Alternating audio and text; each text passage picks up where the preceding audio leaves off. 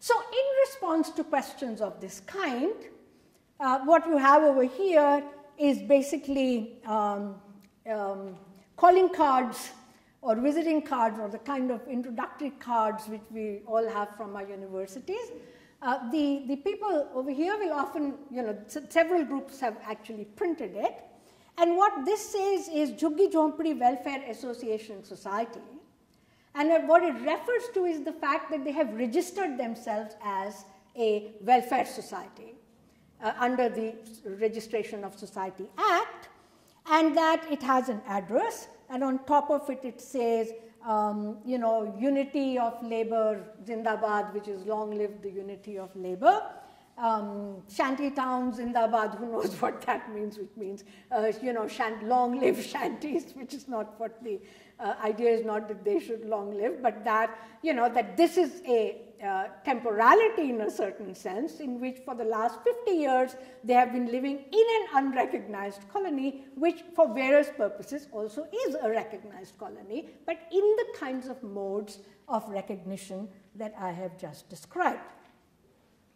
Now, that's in relationship to the question of how complicated the idea of citizenship is. So it's not a matter of either you have citizenship or you do not have citizenship, but that the parts of citizenship are also determined by the manner in which certain kinds of temporalities operate in relationship to the state and in relation to structures of anticipation by people. The other point, very briefly, that I want to mention is that citizenship is also claimed over local publics, so that there is a slow question that though they are living in these localities which are not recognized, there is a certain sense in which belongingness begins to happen in these local publics. So on the right-hand side is, like I was walking through over there one day when I see this computer-generated notice, and in Hindi what it says is, मानव रूपी कुत्तों को के भौंकने की कोई समय सीमा नहीं होती, which in translation means dogs in the form of human beings, there is no limit to when and how they will bark. So I tried to kind of, as any anthropologist does, I tried to track, how did this come to be in this particular place. And it seemed that there was a huge dispute going on about the question of keeping the locality clean. There was a person working in the malaria department who had been dismissed, and he actually found that there were people who were throwing garbage in the street, and so he was like saying, oh no, we need to clean the street with phenyl, and the others were saying, but that makes the street completely slippery, and children will fall, and it became a major dispute to the point at which two interesting things happened. One, it nearly became a point where it could have become a major, what is called danga, which is a riot kind of situation, when this chap withdrew, and then instead of fighting with them, he printed these various things and put them up as a certain sign of his displeasure, but equally that the conflict had been diffused by his putting his anger in this way. Interestingly, the other thing that he did was that this was the time when Bush had waged the Iraq war, and he had said how he was the leader of the free world.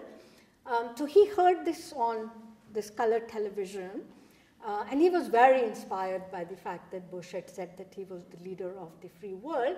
So he actually wrote a letter explaining the dispute in the area to the White House.